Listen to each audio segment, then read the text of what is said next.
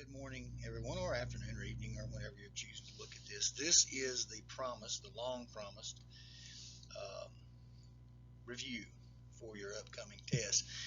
I want to get a few things out of the way before I start. Number one, I'm on duty, as you can tell. I normally don't dress this way. If I did, well, that'd be a whole other psychosis.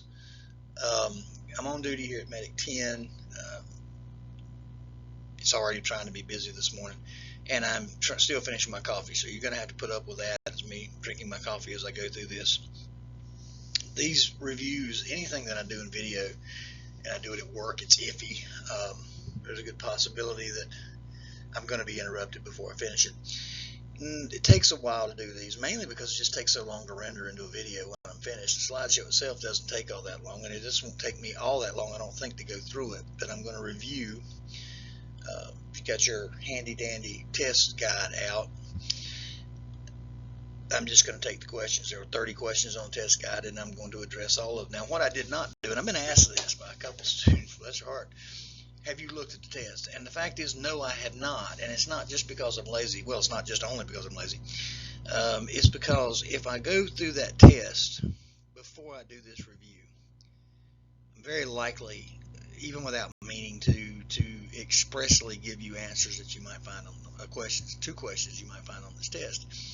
And I don't really think that's helping you. Believe me, it's not. I mean, me giving you the answers is not helping you as a medic, and it's not serving you well. So I have avoided looking at the actual test. And yes, I have access to it. I have access to all of them.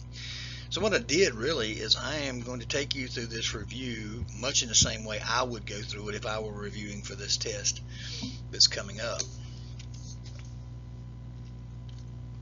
Excuse me, I can't run that IV. If I could, I would. Tried it once, just wasn't a good idea. Anyway, I'm going to talk to you about just 1 second, and we got to move on because the shorter I keep this, the quicker it'll render. Everybody's freaking out about tests, and you should. I understand. I was a student many times, and here's a dirty little secret. By joining this profession, you have condemned yourself to a life of perpetual studenthood. You're going to be studying for the rest of your life. This is just the beginning. It doesn't end here by a long shot. So everybody's freaking out about tests. I'm not. I've been doing this a long time. I've never had what I would consider to be an unsuccessful class. I did have one for personal reasons I had to step away from, but it still turned out it was over halfway through it and had a life event that came up that was pretty significant and forced me to walk away from it, which I hated to do and still do. It still bugs me that I had to do that, but there was just no other way. But I've never had an unsuccessful class. And I can't take all the credit for that. That has to do with the students. That's the dirty little secret that we as instructors don't like to talk about, is that I can't teach you anything that you don't want to learn. And if you're determined to learn, I can't stop you from doing it. I can stand up in front of the class and make shadow animals with an overhead projector all day long, and you're going to find what you need to get through this material. So relax. If I can find it, I'm going to post another link to a video. It's a little tutorial on taking multiple choice tests. It's not very long. I think I don't even know if it's 15 minutes long. If I can find it, it may already be up on my YouTube channel. I don't know. I've got so much stuff from past classes up there. I don't know. And my YouTube channel is unlisted. I use it for the purpose of teaching my students only. I may change that sometime in the future, but right now it's still closed. So relax. This material, I will touch on some things. I know some of the stuff that's on the study sheet we didn't go into very deeply. Little brush fire going on somewhere. So let's get started with our test review part 1, and there will be a part 2 because I do want to keep these short. Question number 1 from your study guide. Know which federal agency is responsible for development of national EMS education standards. Federal should be capitalized, but anyway, we're not going to worry too much about that. As you might have guessed, I was in a bit of a rush. Well, unfortunately, that would be NHTSA. That'd be the National Highway Traffic Safety Administration. I understand why in the beginning it was placed there. I do not understand why it's still there. That'd be like me running a business. And what do you do, Rob? Well, I do heating and air conditioning and psychology. Um, NHTSA does fixes potholes and builds roads and does medical standards for emergency services. Don't ask me, but that is unfortunately the agency that right now is still the commanding federal agency for EMS, and we wonder why we're having so much trouble advancing. But that's the answer to that question. And it's most of these I put the page number on it. I didn't on this one, but I'm sure it's in the early preparatory part of your chapter. Licensure and certification. This is something that is an exercise in semantics mostly, as far as conversationally or practically or as far as function. But there is an important differentiation, and the key to knowing which is which comes in just a couple of words, and that is the words permission and the word recognition. Licensure actually grants you permission to engage in a certain activity. Once you've met the requirements and you've been through all of the credentialing, whatever procedure, you have been granted permission to engage in this activity. Certification, on the other hand, is written out to where it says the government or the accrediting agencies recognize that you've had this training. In other words, they're reasonably sure you're not going to kill anybody, but there are some restrictions on your practice. In other words, I can't, go out and start Rob's EMS service and buy myself an ambulance and go out and do that. Even with a license, I don't think I could do that. Well, no, I couldn't. With franchising laws, I couldn't. But I can't. There's strings attached to my practice, more so than there's strings attached to license, but there's not as many. So if you're asked to define one or the other, look for those two words, because licensure and permission are the keys to that. And recognition that you have met certain requirements is the key to the certification. Yeah. Just what I said right there.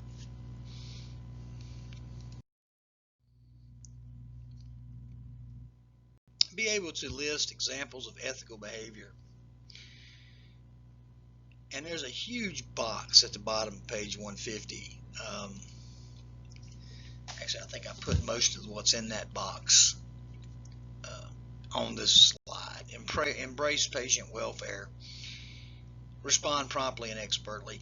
I like the way that was worded. Mr. Sanders, Dr. Sanders, whoever he is that wrote this, along with Kim McKenna. Actually, I've heard of both of those. I didn't really read the second author, Kim D. McKenna. She used to do a lot of online stuff that you would see, and she writes a lot for Jim's Magazine. I like that they put that in there. We don't consider that, and I don't remember ever teaching it, and probably should have, that getting to a patient and driving that 18,000 pound battering ram out there at warp speeds and doing it responsibly without causing 5 accidents trying to get to one isn't as important. Respecting the rights and interests of others. I think I do respect the rights and interests of others. I do not always embrace the interests of others. I do respect their rights. I think sometimes in this modern era, those two things have got blurry. The respecting someone's right to believe or behave a certain way and accepting, those are two different things. And while I have no problem respecting someone's rights, that doesn't mean I have to accept them. Discussion for another day. Communicate truthfully with patients. You should diplomatically, but when it's appropriate. There's times when it's time not to be diplomatic, guys. It's a sad fact, and you probably won't see this in the book, at least not worded the way I'm getting ready to word it. Some people are stupid, and that's not against the law. Beating around the bush with them doesn't work. You have to just put the diplomacy aside and lay it out for them. If you want to be their advocate, you're not doing it to be mean. You're doing it because you're supposed to be their advocate, and that's in here too somewhere. and I'm supposed to be their advocate. And many times this is a Robism that you can write down, that many times the biggest obstacle to being the advocate for your patient is the patient or well-meaning family members. So you're trying to help them and they're working against you. But communicating truthfully is very important. Don't lie to people. I could parse that as, there's lies of commission and lies of omission. There's some things I'm not going to tell the patient. I'm not going to look at the monitor and go, oh my God, you're going to die. No, that's probably not going to be helpful. It's truthful, but it's probably not helpful. I'm probably not going to say that. Now, sometimes they will ask me hard questions, and I have to give them hard answers. Try to soften that blow as much as possible, but respecting the patient's privacy. We probably respect patients' privacy more than they respect their own privacy in the era of social media. People put things out into the whole, for the whole wide world to be up forever that frankly astonish me.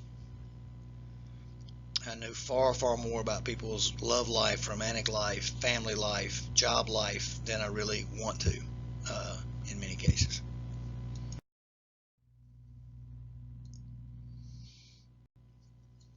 Mentioned this in the previous slide. What is patient advocacy? This is question number 4. And you can find it on page 156. Let me see what I've got here. We have a duty to be the patient's medical advocate, not their, and I think I put that in here. It's not our duty to be their legal advocate. It's not our duty to be their financial advocate. It's not our duty to be any other kind of advocate. We are their medical advocate. Why am I beating that up? And you'll see I put it in red. Do not get the limits of the concept of patient advocacy confused. I cannot fix all of my patients' problems. If you try, and I have known people who have tried, and they were quivering puddles of jello within 2 years of trying to fix all of their patients' problems. It's a wonderful idea, and I applaud their initiative for attempting it. But you just can't. You learn very quickly that there are many people out there who don't want to help themselves. And if somebody don't want to help themselves, you will kill yourself trying to help them. They have to have that intrinsic desire to help themselves and be helped. I actually had to fire someone once because they took an illegal weapon off of a patient before law enforcement got there. When it came down to the meeting, that was their defense. Well, I was just being my patient's advocate, and I knew he'd be in trouble. Well, you're not their legal advocate at all. You're their medical advocate, and taking a gun off of them so they could avoid prosecution for having a weapon when they're not supposed to have one, because this particular person, as I recall, was on probation and wasn't supposed to have one. He was involved in a motorcycle accident. That's not your role. I am their medical advocate, and I know one tends to bleed into the other, or it can, but there is a point where you have to say, whoop, we're drifting into an area that I'm not required to be their advocate. And everything I said in the previous slide about sometimes the biggest obstacle you're going to face is the patient themselves or well-meaning family members is very true. It doesn't relieve me of my obligation to be their advocate to the degree that they will allow me. If they will not allow me, and that's what refusal forms are for. If you're not going to do what I tell you to do, you're not going to do what I recommend you do, release me from my duty as your advocate, and I shall be on my way. And you can do whatever you want to do. Let's see, question number 5. Question number 5. Know when professional conduct is expected of a paramedic. I was watching a review of this thing. There's a lot of glitches in it. It's me stopping and starting. And I also apologize when you talk. The air in the station is a little dry too, but my mouth dries up, so I keep peppermint in it, and I'm still sipping my coffee. But to the question at hand, know when professional conduct is expected of a paramedic. I'll go ahead and click this. Here's your hint. Pretty much whenever you're breathing, especially if you're on duty.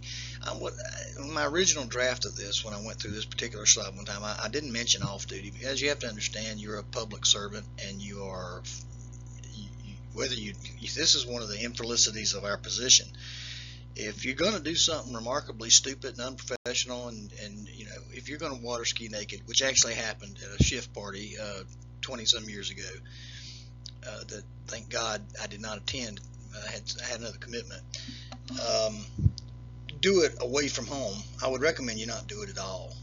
This is part of being in this profession where you are a public official. People, and this is not a criticism of people who do the opposite of what I'm about to tell you. I was talking about social media earlier. I don't put a lot of my political preferences or whatever on social media. And it's not that I don't have them. I have very definite and very well defined political beliefs. I don't do it because, and this is just from me, I don't criticize others who do. It's their thing. But I don't do it because I'm a public servant. It's just a thing with me. Not to mention the fact there's enough people doing it already, so my contribution, is not necessary. But it goes back to, you can get in trouble professionally for things you do personally. Trust me, if you do something that makes newspapers and reflects badly on the service for which you work, you will be out of a job. You may find yourself unemployed and unemployable, depending on what it is, depending on what they got you for. But as far as when it's expected, if you're breathing and on duty, expect it. We live in the age of cameras, and I once knew, because I read the study, how many times the mythical average person appears on camera every day. And I can't remember. I'm not going to say it now because I can't remember. But it's literally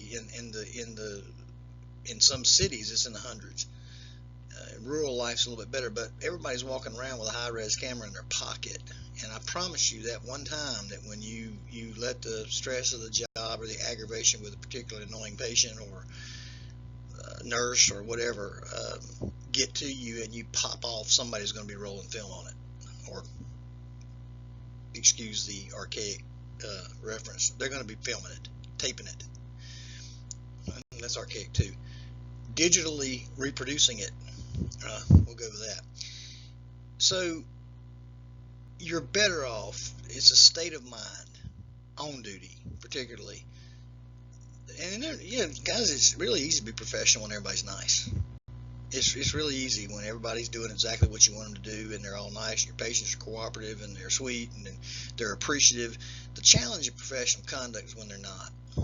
So if you pride yourself on being a professional, but every time somebody looks at you the wrong way, you pop off at them, you might want to work on that. Because it's never hard when everything's going your way.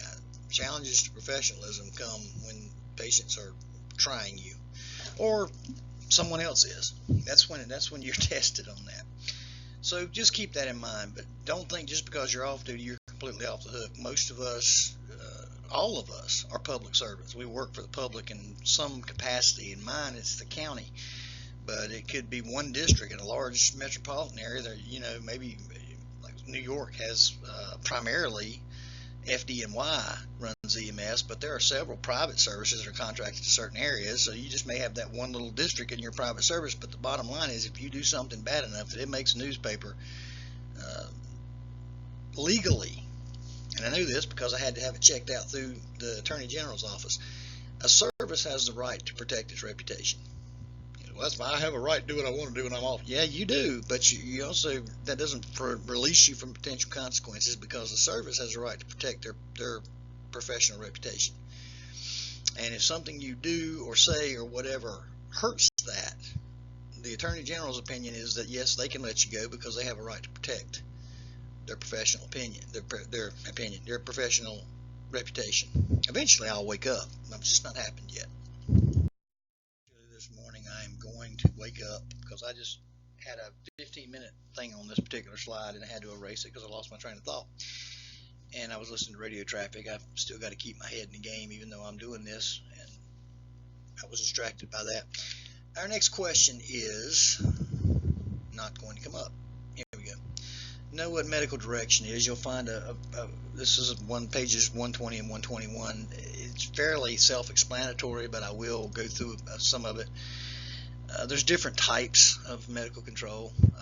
Direct medical control. This is online. This is when I speak with a physician, either by radio or by telephone, and sometimes in person. There are paramedics now working in emergency departments, so they may get written orders from a physician. And I've actually, back in the days when I did transports, when I worked for services that did transports, I had got written orders from a physician.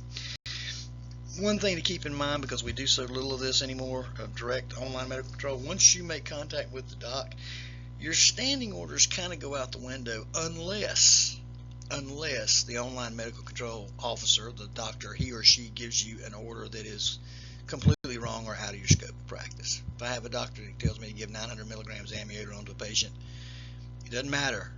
Well, the doctor ordered it. It doesn't matter. It's my responsibility to know that that's way too high a dose. I'm responsible for my scope of practice. I'm responsible for knowing the dangers of the medications that I give. One of the reasons that's so important is for this situation. I have received illegal orders from physicians. I once had a physician order me to give nitro to a patient with a systolic blood pressure of 50.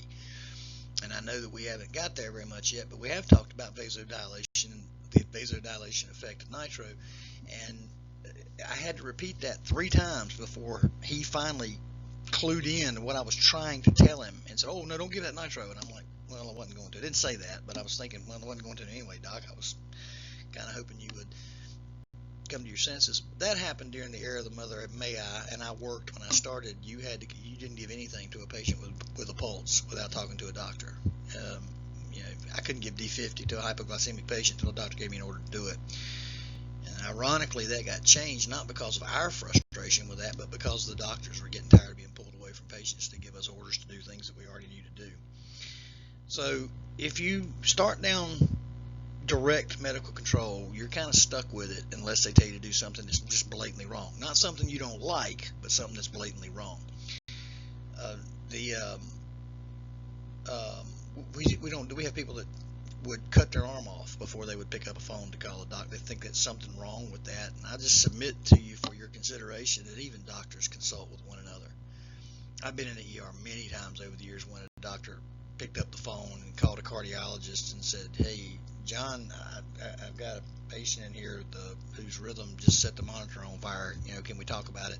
There's nothing wrong with that. Doctors consult with each other all the time.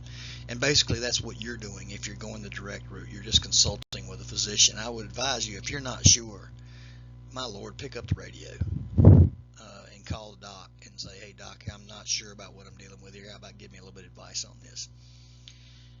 That's part of medical direction. Indirect medical control, these are your protocols, your standing orders. In the state of North Carolina, and Virginia used to be very different than this, but I think it's all kind of evened out a little bit now. Don't know for sure. I don't teach up on the Virginia line anymore. I used to have a lot of Virginia EMS people that came across the line and took paramedic in Rockingham County because it costed a lot less, and I taught a national standard program.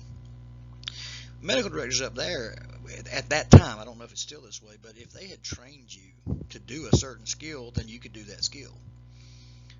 That was their law. It's never been that way in North Carolina. North Carolina has a more centralized approach. They produce the protocols and guidelines, and medical directors can, as a general rule, they can remove things from it, but they can't add to it.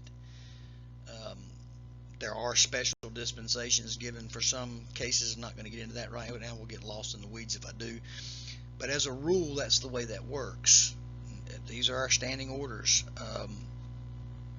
And even their ability to take things away can be curtailed. As a county down east whose medical director did not like dopamine and ordered it taken off the trucks, the state of North Carolina said, "No, you can't do that. You can write it out of your protocol where they don't give it, but you can't not have it on the truck because it's part of our required equipment." Now, granted, I do know for a fact that's probably changed because there are places now that don't carry dopamine. They do epi drips. They don't do dopamine drips. But indirect medical control, which is part of medical control, is your standing orders and what you can do without contacting a physician, which in this era is almost everything. There's very few things that I have to call a doc for anymore, unless I just want to or need to. Medical directors are responsible for credentialing.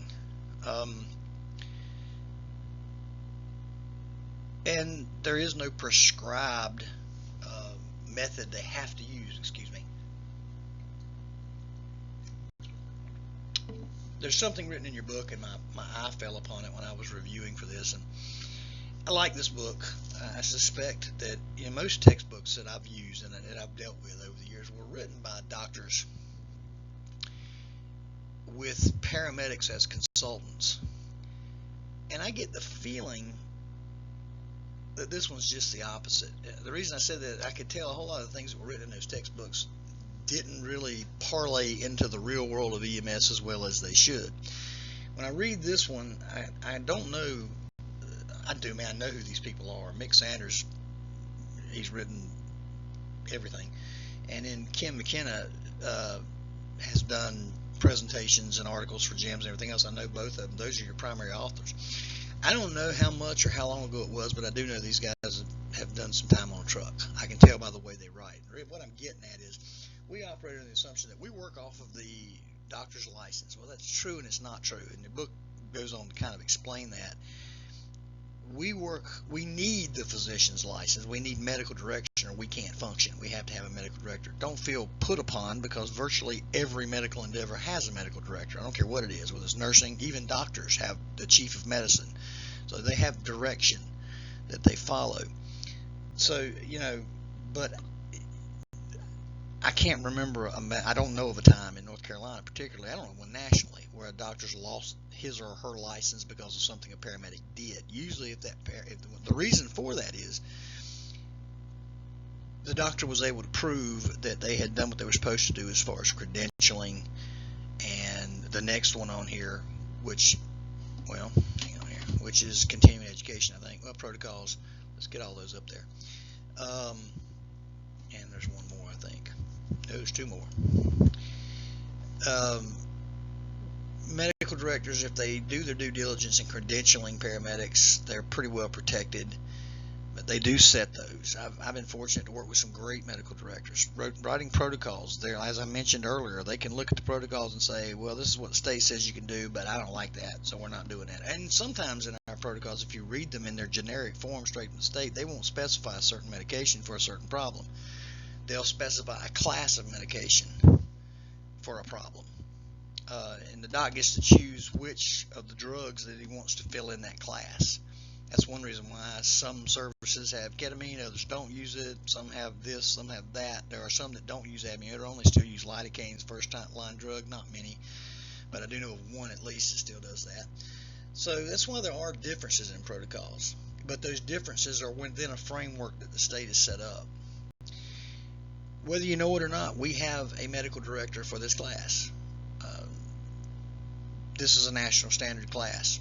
What I have to teach is pretty much laid out, so the medical director's role in that is limited. He can have as much of a role as he wants. I would gladly, if he wants to come lecture, I'll gladly step aside and let him do it. I've some great lectures I've heard from doctors who came in and did lectures for students. And when I was at Guilford Tech, I brought in our medical director. He did a couple of lectures there and did a couple of labs, which was just fantastic. So it's good when medical directors are involved in continuing education and education in general. And that's part of medical direction, but how much they are involved, it varies. Quality improvement. I will be honest with you, most of the places I've ever been, if quality improvement, if a call report made it to the medical director's desk, it was the worst of the worst. We're looking at a situation where someone's credentials may be on the line. I don't know of any where I'm sure they're out there, but I don't know of many where the medical director reads every report that is produced by that service. They usually get only the best and the worst funneled to them.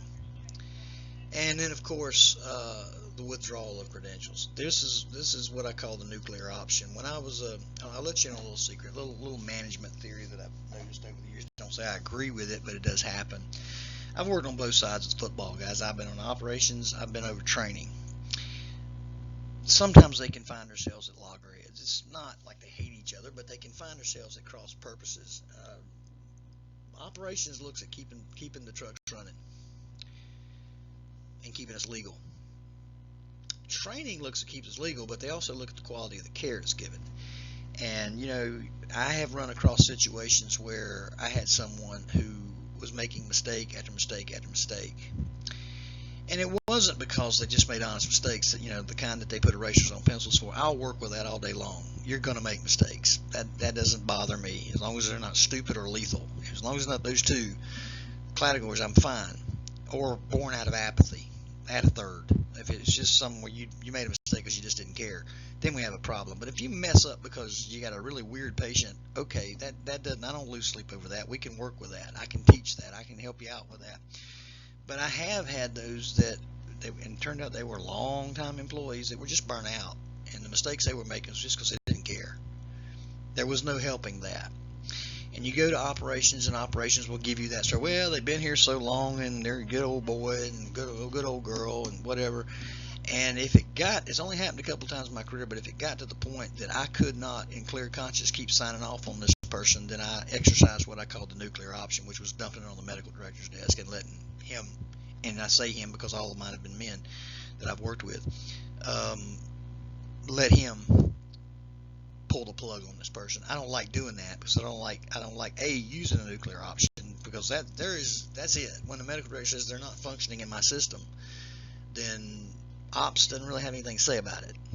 Ops can find another job in another department, and I've done that too, having been on the other side of the nuclear option, where I found somebody somewhere else in the county to work because they had been with the county a long time, but they didn't need to be a paramedic anymore. So your part of medical direction is they can withdraw your credentials. And I've taken way too long on this, so read pages 120 and 121 to review. I should have given you some stuff to think about, and we'll move on.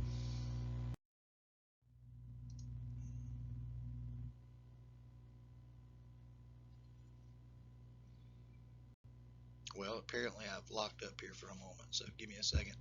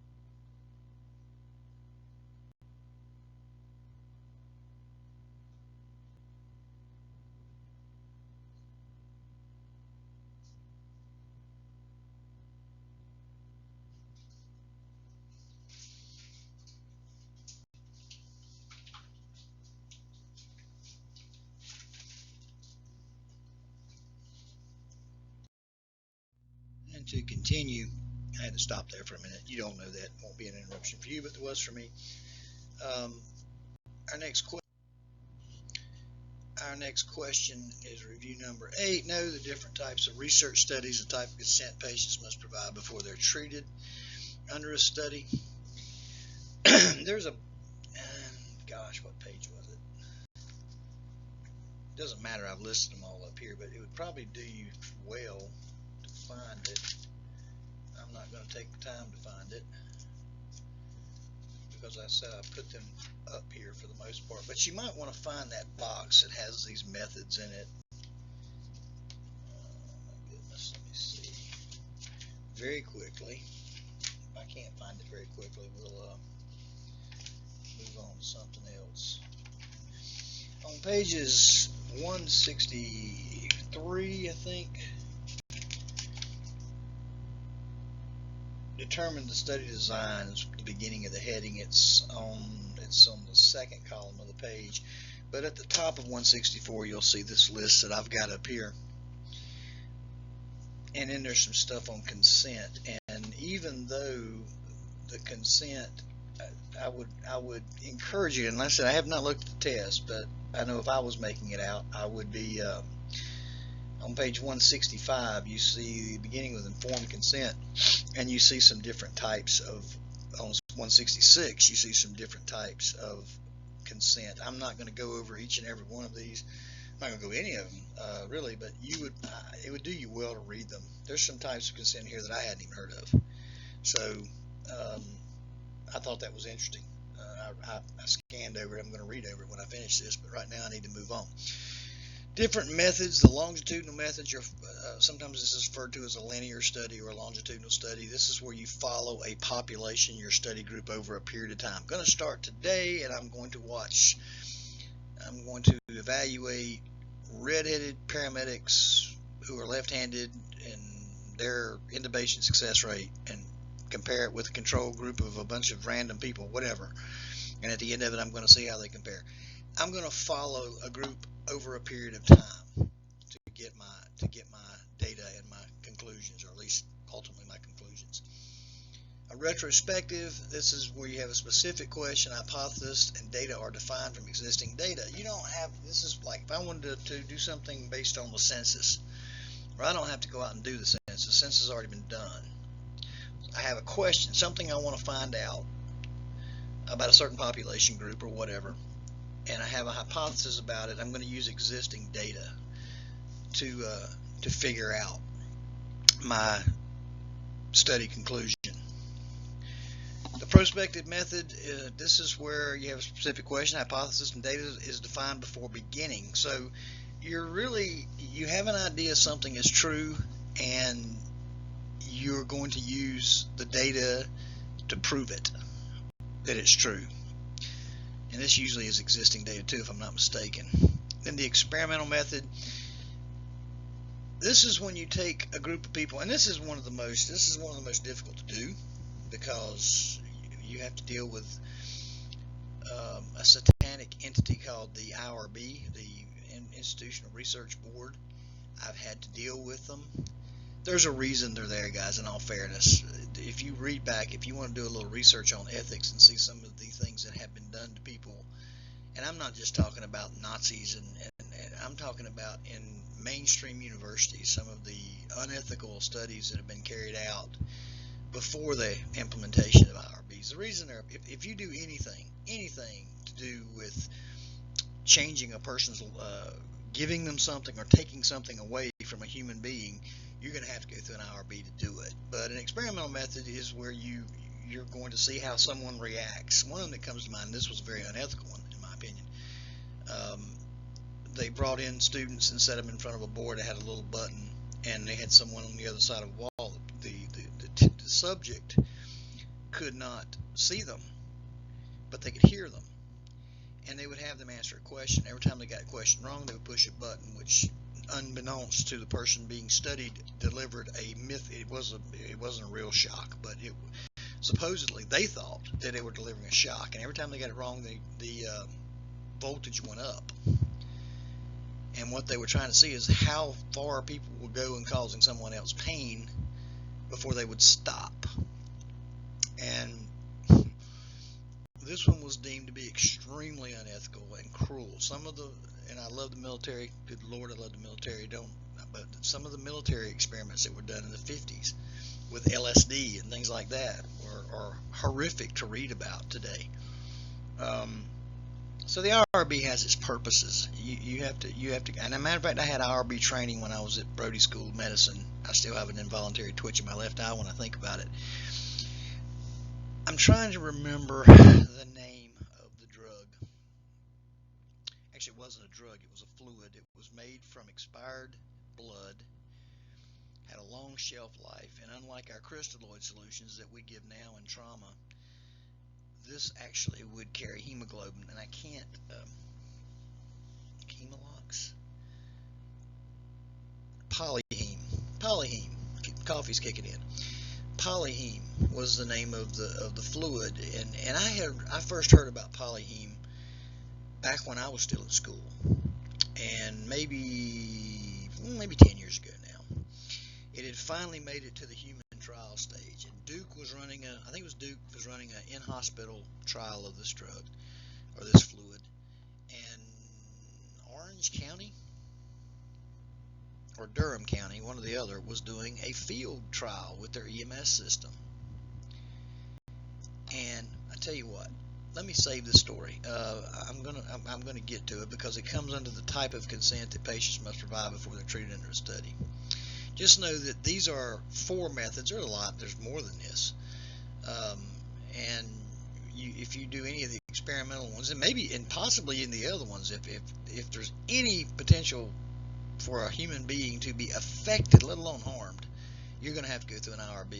They're going to have to approve it, and they're going to have to monitor it every step of the way. As for the type of consent, informed consent. And I want to, that brings me back to what I was talking about in the last slide. You have to understand that when we treat trauma patients today, we really, many cases, most cases, we can't get to what's really killing these people, which is internal bleeding. Unless you have a collapsible surgeon on your truck that you can pull out and inflate and they can go in there and fix those bleeds, we give crystalloid solutions. We keep the cardiovascular system from going into a collapse, but that's about all we do. Crystalloid solutions don't carry hemoglobin. They just don't. But polyheme did. You have to understand the impact that could have had on us, particularly in the field. It could have revolutionized trauma care for us in the field. It could have bought us time, amazing amounts of time. Where we lost patients because they simply bled out, we may have been able to preserve that life a little bit longer. Well, to cut to the chase of the story, the field trial and the hospital trial were shot down by the IRB because the IRB said that, and what they were doing was, you had your control group that got the normal treatment that we would give in a trauma case, and then you had the people who got polyheme, and they were going to compare the results. Classic experimental study that we talked about in the last slide. But the IRB determined that it was an unethical study and shut it down because the patients could not, you think about our trauma patients, they're pretty serious. Many of them are unconscious or semi-conscious or at the very least altered. They were not in a position to consent to be given the experimental drug. To be honest with you, I don't know. I also seem to recall that the results were a little bit disappointing. They did what they did, because I want to say Duke in hospital actually was able to complete a limited study.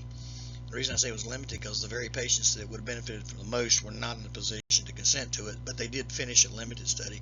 And I want to say, I could be wrong. You want to check that out on your own. I think I will if I think about it and see whatever happened to polyheme, because I was very excited about it. I thought it might be, this is great. Very, very rarely, even though the advertisers will tell you different, very rarely do you see something that comes down the pike that's going to revolutionize what we do, that really could have an effect. And this was one I thought that could. But the IRB shut it down because of informed consent. And you must have that. The subjects must know what they're getting into. If they don't, you're not going to be able to do that kind of study. You're not going to be able to study at all. And the next question. Everybody's been freaking out about anatomy and physiology. We're up to question 9 of part 1. There's only 15 questions on part 1. I really haven't seen any anatomy and physiology or any of that on the test. There might be in the second half. I'm not there yet. I'll know when I get there.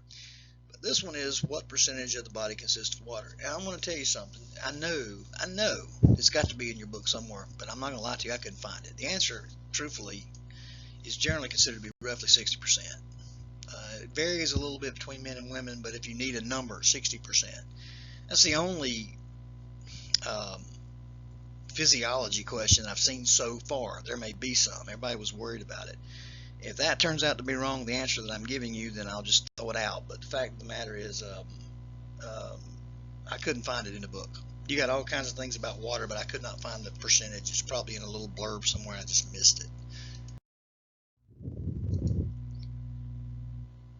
This was another one that was a little bit problematic, and the reason is because of the way it's worded. Know the most effective way to prevent the spread of disease.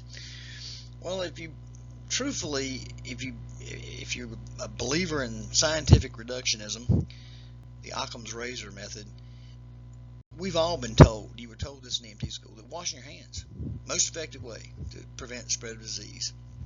So I don't know how the question may be worded. As I said, I haven't looked at it, the test. But if it's worded and you need, and that's one of your choices, it's probably the answer I'm looking for, because it is washing your hands between patient contacts. It's a little more complicated than that. Page 47 kind of dances around the issue. It mentions this. It may mention it somewhere else, but I couldn't find it, and I'm not going to lie, I didn't spend a great deal of time looking for it. I just went through that one thing and saw that. Good personal environmental hygiene and the use of PPE would be a better and a more complete answer. Good personal hygiene means washing your hands between patient contacts and keeping yourself clean. We don't know this. Our Con Ed this particular month was on bloodborne pathogens. Cricket did a great job as usual. Fact is, she got in a little bit before I did. She started, I think, in 80. I came along in 86. But I remember a time when they were so whacked out about bloodborne pathogens, particularly AIDS, that they were talking about not even letting us wear our uniforms home. There was a time when it was seriously kicked around where they said, you will come to work, you can come to work in your uniform, but you will not take your uniform home, which eventually means I would have to get dressed at work because I wouldn't have a uniform home. But they wanted us to, they were talking about having us bag them up and wash them, or wash them at the station. I wouldn't have had a big problem with that. And I know some people who do that anyway. I know some people, or they did when they had young kids, they did not take their uniform home. They were that serious about, trying to prevent anything they might come in contact with. But if I had to, gun to my head, pick one thing, and when I say environmental hygiene, no, I'm not talking about preventing global warming. I'm talking about wiping down the contact surfaces of your truck, keeping your equipment clean. Technically speaking, guys, whether you know it or not, unless OSHA's rescinded this regulation, and I've seen nothing that says they have, we're supposed to wipe down the contact surfaces on our truck between patients anyway. In other words, not just the stretcher, but we're supposed to go out and wipe down every one of the contact surfaces in the truck between calls. That's another gift from the late 1980s, mid and late 1980s, when everybody thought that we would all be dead from AIDS by now. But good personal, forgive me, we've got other people out there running around. So far, not me. Please, just let me get this done until last.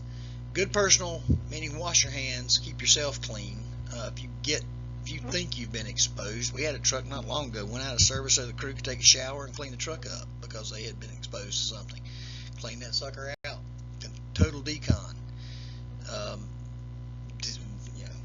The likelihood of them catching something, maybe not that good, but I don't blame them a bit. If they felt like they needed to do it, they needed to do it. Good personal hygiene, environmental hygiene, meaning I keep my truck cleaned on the inside. I keep, my contact surfaces clean, my equipment clean, not reusing equipment I shouldn't reuse. And then the use of PPE, the effective use of PPE. Now that covers a lot of territory, more than I'm going to go into here. So go back to 47, read the chapters on PPE, and I think you'll find everything you'll need to get past that question. Know the basics of good lifting techniques. And I did find on page 48, let me see if there's any more to this. Move patients alone only when you can do it safely. I have moved patients alone, but they're usually 110-pound little old ladies that it just doesn't make sense to, I can just scoop them up and take them out and set them on a stretcher on the porch rather than trying to get 5 people in there. You have to be careful, but move patients only when you can do it safely. I want to go ahead and say something. Let me preach a minute. I don't know who you are, and therefore I shall ignore you. Probably wanting to talk to me about my car's warranty. I had one call me the other day about my Toyota's warranty, and I haven't had a Toyota since 1977, but apparently we needed to talk about it. I'm sorry to have to break this to you, and I know all the books say differently, but there are times when there's just no good way to move patient. It's just one of the risks of our job. It doesn't matter how many people I've got on a scene when the 300-pound patient is in a tiny bathroom shoved between the bathtub and the toilet.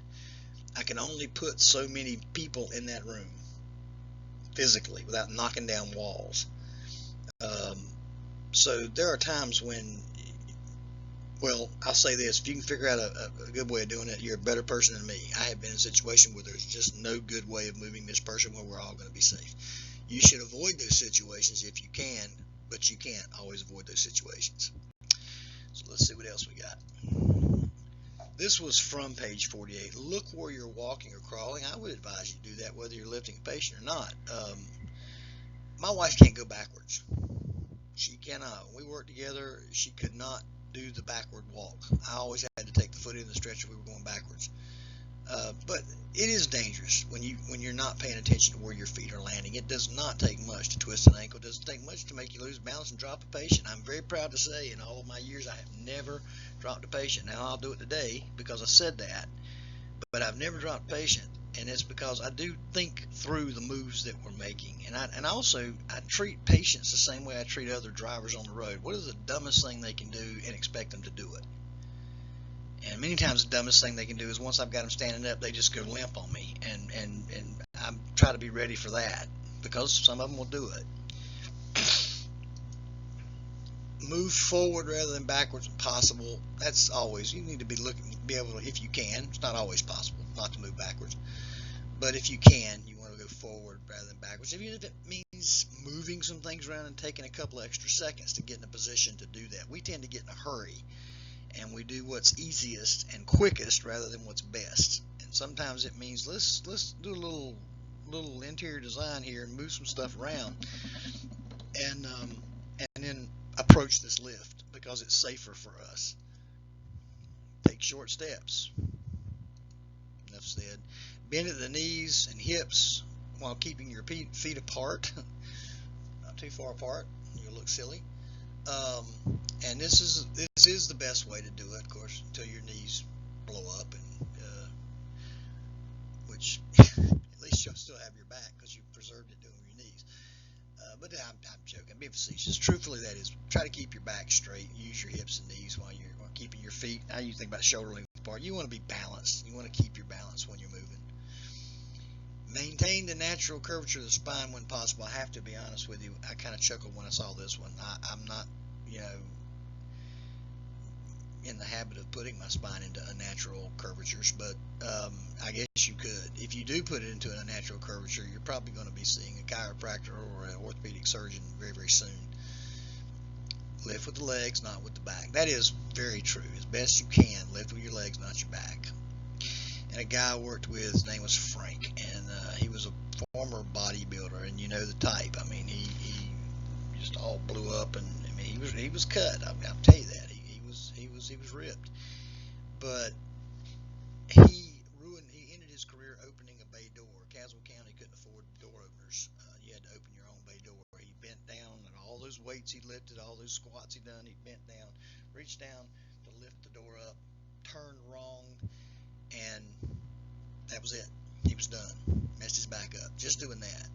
So it doesn't really, being in shape helps, but it's not going to mean you can't be injured. Believe me, you can. Very good. Don't work against gravity. Keep the load close to your body. It's also easier to manage, easier to maneuver that way. Keep the patient's body in line when moving. I won't be honest with you, I'm not really sure what that means. I was trying to picture, what are they talking about, keep the body in line when moving? The thing that popped into my head is I've done blanket drags before. When I had someone stuck in a hallway down and I couldn't get to them, I have a consulting firm that has called me twice a day for the last month, and I don't know why. Because their operations in Washington, and I ain't going to Washington.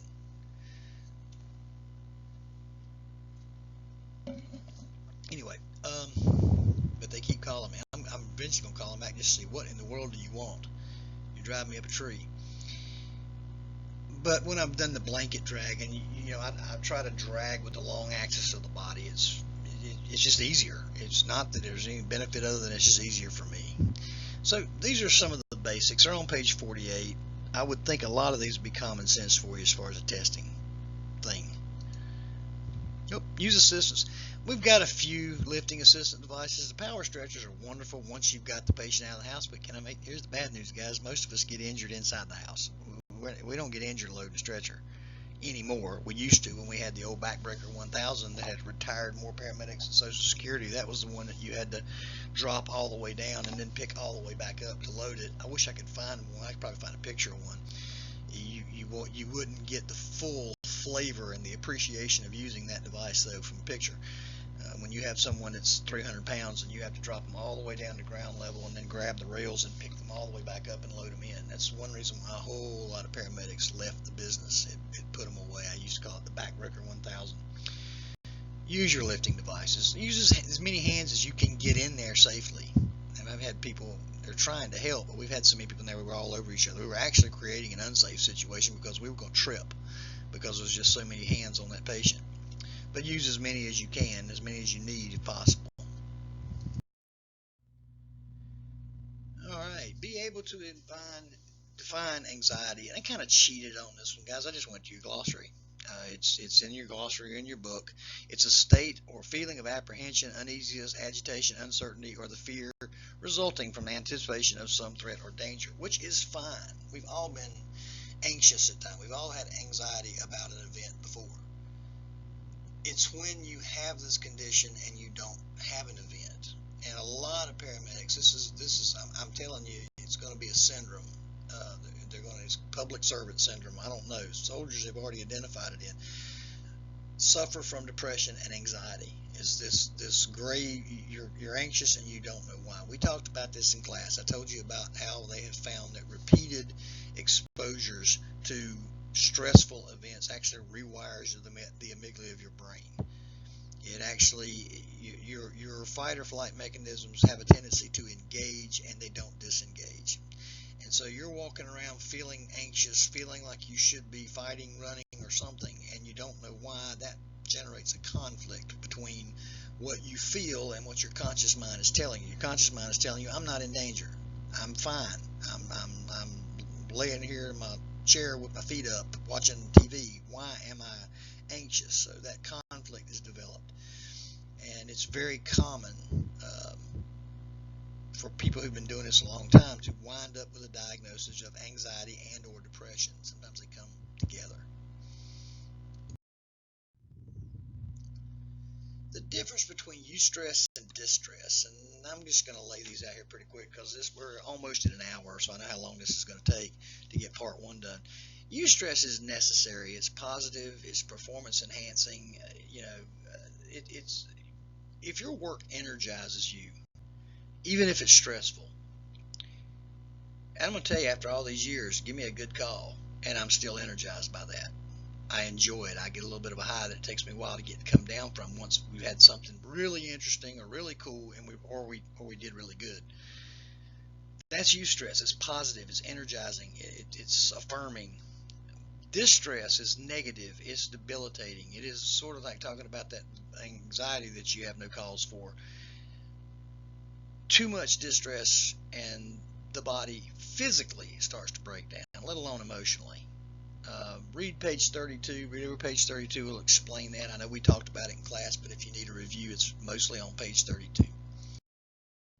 And our last question for part one: know when critical incident stress debriefs are indicated. I would argue never, but I'm a heretic, so we have to not let Rob's heresy get us into trouble as far as tests. And the reason I say that, guys, is I have, and it might be on this computer. If it is, I'll post it or I'll put a link to it. I found a study a few years back that says critical incident stress debriefings, the way we do them, not only have they shown no evidence, and this is one, again, it's one reason why I like your book.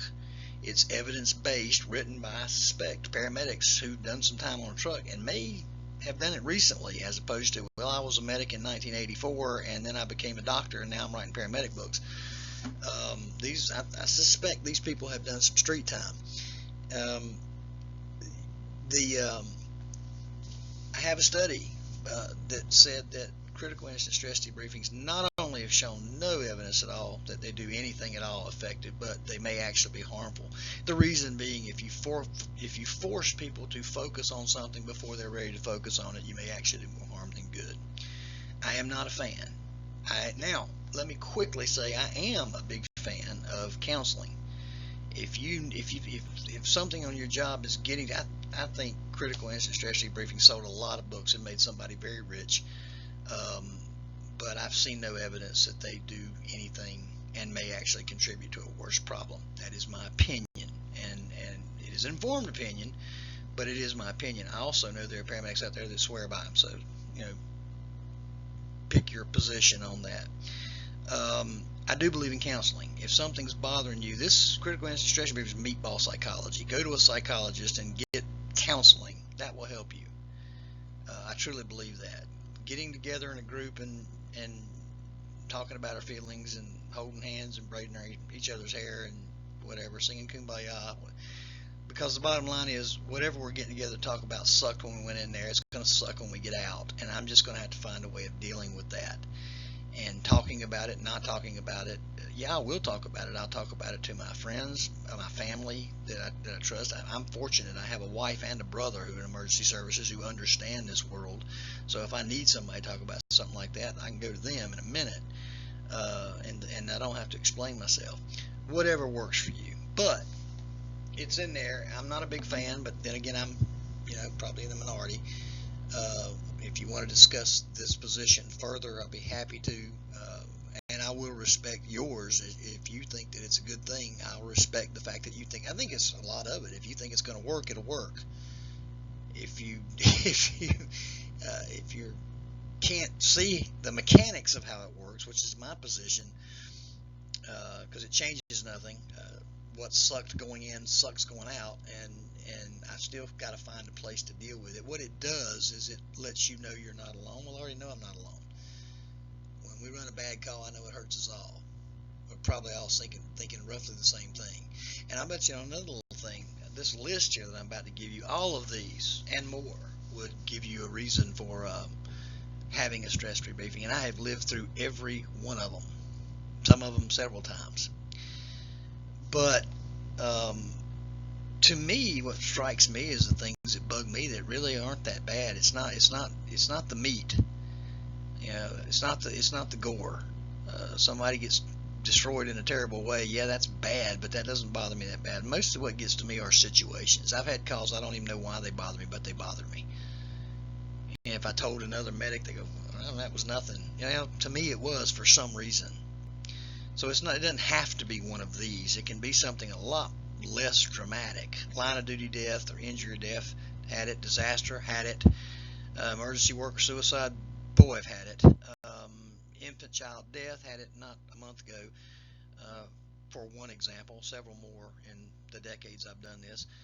Extreme threat to an emergency worker, had that. Prolonged instance, whether it was successful or unsuccessful, been there, done that. Victim is known by the rescuers, yes, that one's particularly hard. Death of a civilian caused by operations, don't know about that one for sure. Do have some suspicions that our operation was linked to a death, not at least, if not directly, then indirectly. And any other significant event, pick your event. If something bugs you, it bugs you. It doesn't matter why, it just does. You don't have to make excuses if something bugs you. If it's not a big dramatic, somebody's head's on fire call, it bugs you.